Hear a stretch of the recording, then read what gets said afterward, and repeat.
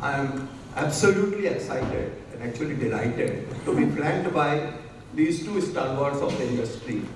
And the topic for the evening is equally apt when we are talking of leadership highway for process revolution. So the way we are going to use the next 25-30 minutes, I would like to maximize the opportunity of listening to Raman and Ravi, and I would request Raman just to set the ball rolling. Can you please give your top level 3, 4, 5 minutes of thoughts about the whole subject? As we all know, still we will have to say this, that process revolution, if there is one living example in this country that we all know is Raman Roy, having brought the voice-based processes first time to the country. I mean, we all, most of us, take pride, including Raman, Sanjay, Priyan, everyone, about what we did for Amex by setting up that FRC East in the mid-90s, early 94-95 time frame. But what Raman proved to the world was a kind of a game changer of that time, riding on a technology which was unforeseen, unheard of at that time, especially in a telecom deficit that was prevailing in this country around those times. So you'll have to really imagine very differently. So Raman, over to you. And no such revolution happens without some strong leadership traits. So I would like us to hear from Raman first, and then I will probably turn it to Ravi, but before that, Raman. So that leadership piece that he's talking about, see, one of the so-called hats or crowns that I wear, where I'm called the father of the BPO industry. So when he talks about leadership, it's the mother, and I'm still looking for it. Because whichever way it is, he's saying must be some leader. It has nothing to do with you. So first I want to run a check, just purely based on how many of you here know of the X and Y Amex? Okay, only 2, 3. Okay. So I'll explain that to you. And that is not in my 4 minutes that he is given. But given the fact that everybody asked questions and said Amex and Amex and Amex, how many people who have never worked for Amex in their life? 3, 4, 5. Oh man. So X and Y Amex is the name of a WhatsApp group that Sanjay, the other Sanjay, not this Sanjay, Sanjay Rishi and I, Christian. It was meant to be EX, X Amex. People would sometimes work in Amex. And Y was actually WHY. Why are you still in Amex? So that is how that group got formed, and we still call it X and Y Amex, and very few people understand. So where we talk of, I think, I'll just pick one of the examples of what Priyan brought out, just to bring out what you want to talk of the technology, process innovations, and where you have to rethink.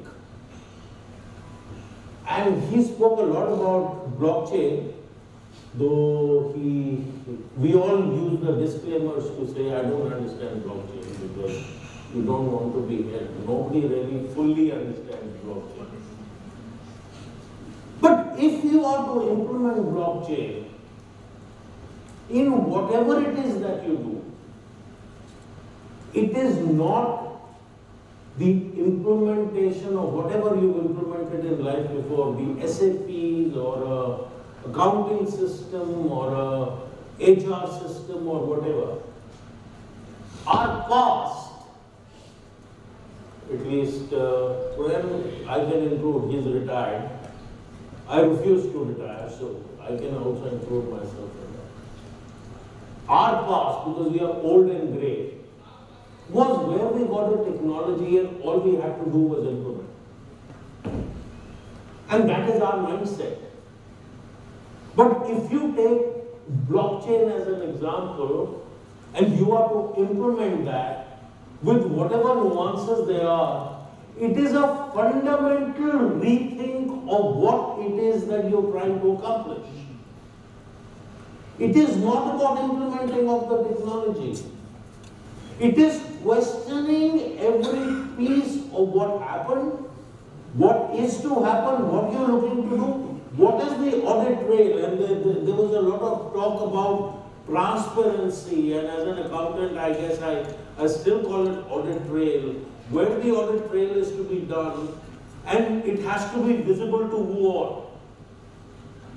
And in whichever process you think, so it is a fundamental rethink of what that implementation means, and that implementation of tomorrow. The ease of that implementation. I'll use another example. How many in this room use WhatsApp?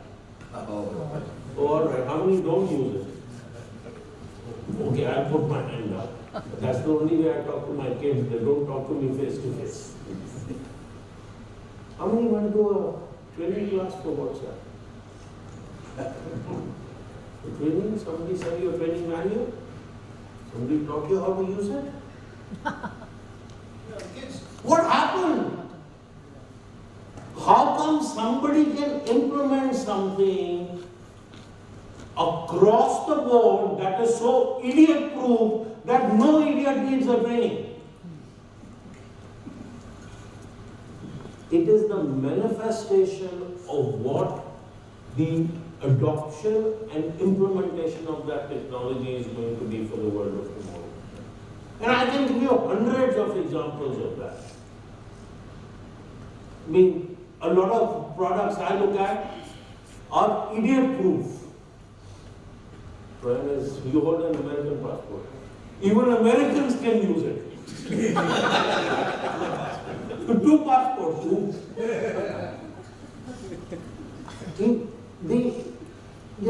It is something that we have to think about as you think of the processes, as you think of the implementation. It is not about automating a silly process. It is rethinking of what you are trying to accomplish and what has to go with it. And the leadership that is there is to reimagine it,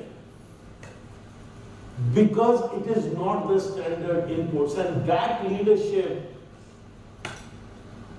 it is one basic input. If I can, with my learnings of what I'm seeing, and I interact with a lot of startups, with a lot of people who are working on this, the only positive aspect of that is those leaders come with a promise that there is a lot to learn. They come with an open mind. There are windows in their mind. They come with an open mind. They are willing to listen. They are willing to modify. They are willing to change. They are willing to implement it. And tomorrow morning come back and say, oh shit, that was a mistake. I'm going to correct it. Ego doesn't play a role. So it's a fundamental rethink, in my opinion. And that is what the generation is. And people like me can only be bystanders, but there's a lot of you who will play a role in that implementation. Because I do believe there's a big idea that is sitting there, maybe on blockchain, maybe on some other technology that will come out of this country, that will make you and me very proud when it is created. I hope it happens in my lifetime. Even if it doesn't, it is going to happen. Okay, thank you. Thank you for that very, very succinct and inspirational, if I may add, to the way you introduced the subject and generated a hope about what the new things can happen around this from our country. But a lot of things you have been credited for, and similarly, I'm flanked by another stalwart here, Ravi, and Raman talked about this imaginative leadership. And I recall that how imaginatively you helped us reconstruct mundane sounding reconciliation function into balance sheet entity. Okay? And how this was, then spread across the globe and along with the enabling technology, of course. So I would definitely like to hear from you, what were the thought leadership in particular, and then how did you influence the rest of the stakeholders in making that change, which was nothing short of a process revolution in the... Raman and Priyan have been really getting the right kind of contact, and if I just pick on what you just now said, one fundamental perspective which we all kind of brought into the initial learnings of American Express or shared services is transaction leads to transformation. I think it's fundamental to us. It is just not about are we dealing with transactions. And I would say, for instance, I think Raman talked about, the concept itself is really brought the transaction, but if one thing which stands out all the time, every time we talk about RvaluE Express is the contract. So reconciliation, I think even beyond talking about reconciliation. Reconciliation is one which really needed a lot of imagination, right from technology to look at the perspectives of how does it have the exposure in the balance sheet. And so I would say first, try to look at the transformational aspect of transaction. So talking about reconciliation, they were talking about payables, and it's about OpEx controllership. It's just not about making payable to people. So I think at the end of the day, my first point is taking American Express, that how do we really visualize the transformational side of the process, number one. But that's past. I think if I really look at the present and the future, I think I would say 2 points in that context from a leadership and process evolution. One is that the technology has advanced quite a bit. It's just even today we find tremendous amount of talk about what can it be next, what's next. I think one thing I like to hear, and I'm trying to look for, and like Raman, I also meet several of the GBS people, BPOs, consultants, everyone I meet. I think the process transformation, is really taking its own time. I think, and that's why I said, the better term used is process revolution. I think we need to really make a complete difference of how processes can work in today's environment. We need to see how we can take about an example of IoT. I think if we talk about Internet of Things, there is so much we need to really learn and unlearn, to make sure that there is a revolution. But fundamentally, the challenge I find is that technology is advanced, but the people who are leading business process and business are still, trying to understand how it can happen. I've seen situations where, like we talked about, we really come from a practitioner's expertise, and we find that people say, I understand this technology, but can you help me how the processes will change? So I think there is a necessity to see the, as Raman said, how do you rethink the processes, make sure that the business is driven by business processes. And surely, it's eventually about the leadership. How does the leadership make that decision happen? So, if I see from a present context, I think there is a clear need for revolution in process redesign, process thinking. It just can't be tinkered. I think those areas are all gone. 20 years of shared services is gone. I think we really have to make a difference at this point in time.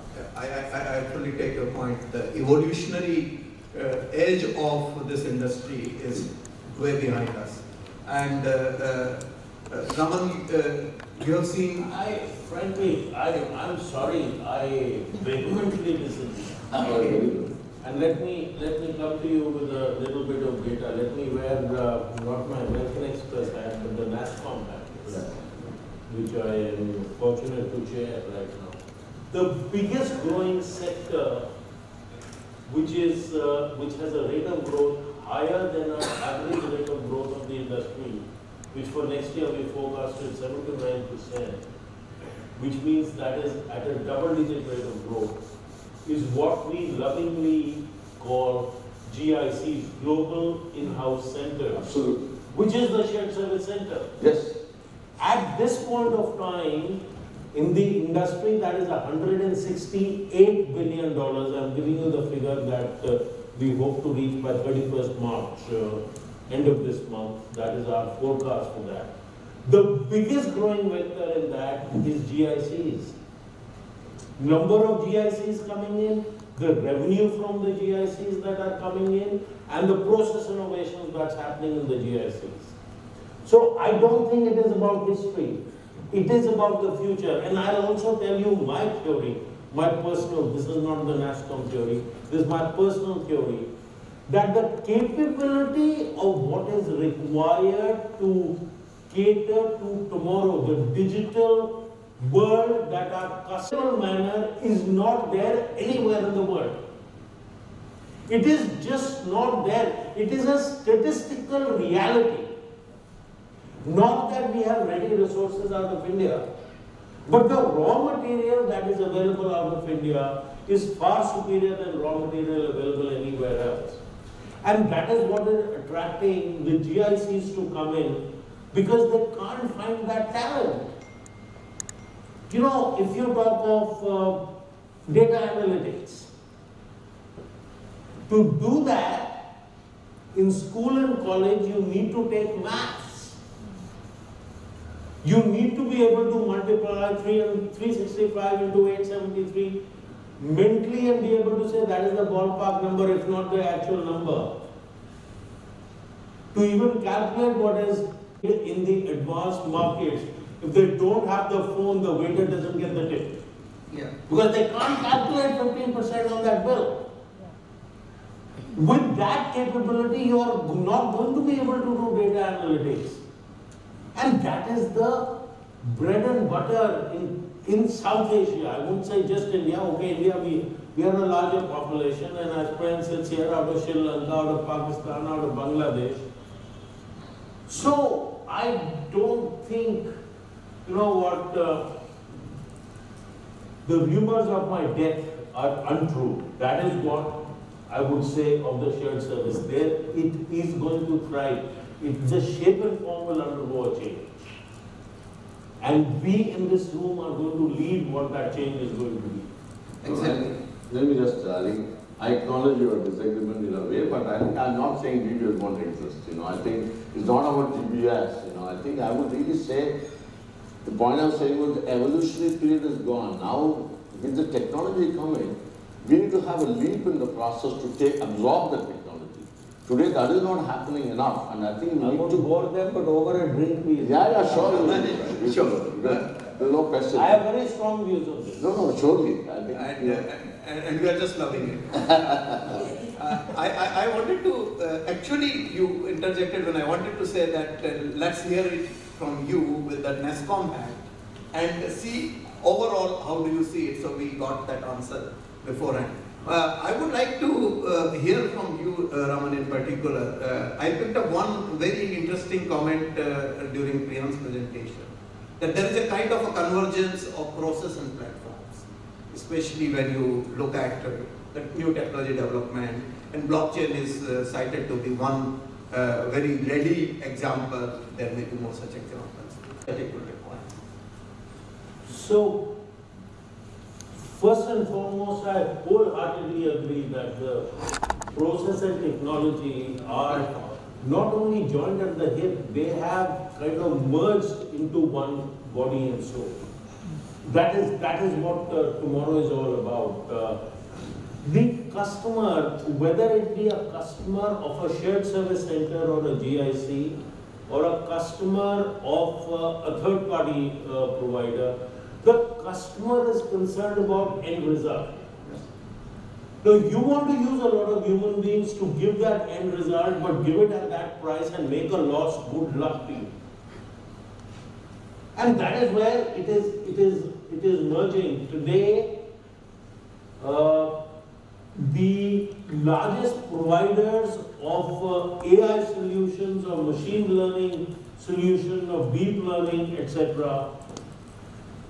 3 years ago, I chaired a panel at the NASSCOM India Leadership Forum, which is our flagship event of NASSCOM, where they said that Raman is going to get roasted over the coals because all the other panelists were startups which were putting the BPO industry out of business. They had products that we were doing manually, and they had products by which if you were doing it with 100 people, you could now do it with 5, you could do it with 10, you could do it with whatever. That was the panel, and they deliberately threw me into it with my father of BPO hat to say, now let's see what converts. I told that panel there that the end customer will not buy your product. BPOs will buy your product to bring their cost down because they will give outcome-based pricing to the customer. And at this NILF, which we just held in Hyderabad on the 19th of last month, one of those vendors came up to me and said, what you said 3 years ago is coming out to be true. My largest sales office is now in India. My largest number of customers are Indian BPOs. It's a very fundamental shift because the moment you move away from hourly based or monthly based or whatever kind of pricing and you go to outcome based pricing, your motivation of what you have to deliver, and Priyan spoke about it. He spoke about it from the GIC. Sorry, I tend to use GIC. I'm NASSCOM, remember, so I have to use GIC. I'm not sure. GBS. But he spoke about it from a GIC perspective of what it brings in for that horizontal capability that he spoke about. And from a third-party provider perspective, if you've given a pricing, then you have to find the best way to be able to do it, and that requires technology to be integrated. Those of you who still want to suffer a story after this, over a drink, we're going to get a drink, right? Provided you stick to the timeline. Over a drink. How many of you have worked on Recon Step? Oh, quite a lot of you. Quite a few. You know how? Oh no, Prem, you can't raise your hand. How many of you know how it was born? I still remember your mail which said pains before the childbirth. Pains before. Yeah. Oh my God. I said that. The launch email. I used to be quite smart. Huh? He is referring to the launch email of somewhere in 1996. Over a drink we'll talk about. 5,000 rupees, huh? $5,000. $5,000. Dollars. So now that Ranga raises it, there was a hiatus on investing anything in reconciliations. FRC West, under Prince's leadership, had tied up with a vendor for $2 million implementation of a recon platform. I had 350 people on FRC East, which used to do reconciliation, and I couldn't get headcount approval. I needed more people. It was a mess. I had some 5 million outstanding items. I used to get beaten up for it all the time, and I desperately wanted some technology. I have a little understanding of technology, and nobody will allow me to invest because there's a hiatus. And only, like Priyan said, we had great leaders, and John McDonald had to approve it. And I still remember that presentation. I remember the coat I wore, I remember the shirt I wore, I remember the tie I wore. It was a very important day when I went and presented to him. And I begged, at least 3 years away, in 3 years I'll die. If you want to fire me on my face. Why do you have to create all these mumbo-jumbo things to fire me on performance issues? And he said $5,000. I said, yeah. And those of you who work with John, he had this typical laugh at it. He laughed and he said, okay, it's done. Okay, it was called Recon Step because it was a stepping stone to the next Recon solution. That is how we named it. And that email came saying, Yesterday we Ask either Raman or Ravi, accepting me, anybody. or our moderator. And except moderators are exempted. Okay. Any question from the floor?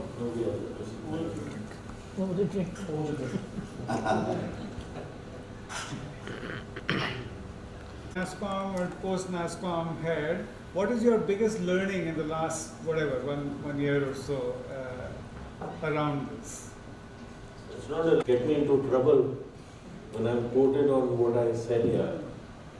It's a fascinating world out there. You cannot imagine, and I get a great view of what some of our largest companies are doing and some of the startups are doing and what is happening. You cannot imagine the innovation that is happening in the industry today.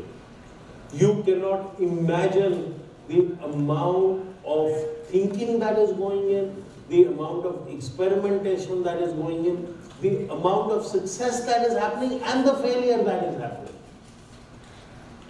So I am very optimistic. Last 3 years, our revenue has grown between 7 to 9.5–10% as an industry. As I said, we hope to be about 168 billion as on 31st March. Our headcount has grown 5% or less. This year, it is going to be even lesser than 5%, which mathematically is that the per head revenue is increasing. And that is a manifestation of a very huge change that is happening. I think a lot of people miss it, a lot of people don't get it. Even the great Gartners and the Foresters and all these guys who write fancy reports, as chairman of NASCOM, I've sat with them and explained to them that this big change is happening. They've got to realize, because within the companies, the per head revenue for certain kind of business is dramatically increasing. That time, captives, as the shared service centers were then called, was the flavor of the month. Then it went totally out of flavor. Right now it is back in flavor, but not because of labor arbitrage, but because of the capability and the competency that sits here. And that is what I'm seeing from my And the end. value added piece. And the value added. More value added piece rather than transactional, like Ravi says. So, thank you very much. With that note, unless there are any one last question, we will just close the session now, and I'll request Rakesh to take it to the logical conclusion. To be rid of, no, you take it to the Thank you. So we have some. Thank you, Anand. Session. Obviously, a lot of deliberation still left to be done over the drinks. I'm sure many of us here also are going to have a lot of questions to further add to the deliberation. Time to say thank you, and I'll request Sanjay Gupta to do the honors and yes, pass on a memento and a bouquet to Mr. Raman Roy. Only because I'm better looking than the others.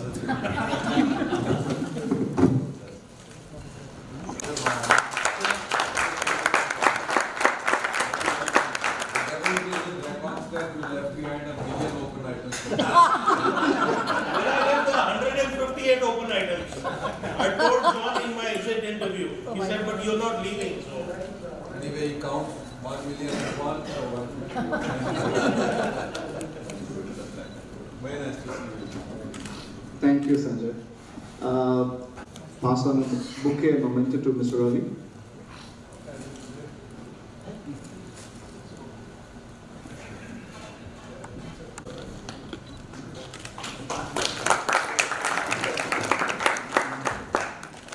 Thank you, Sunil. I request Mr. Rajneesh Birmani to do the honors and pass on a thank you. Rajneesh is the younger brother. At least I'm considered equally smart than you. Thank you so much.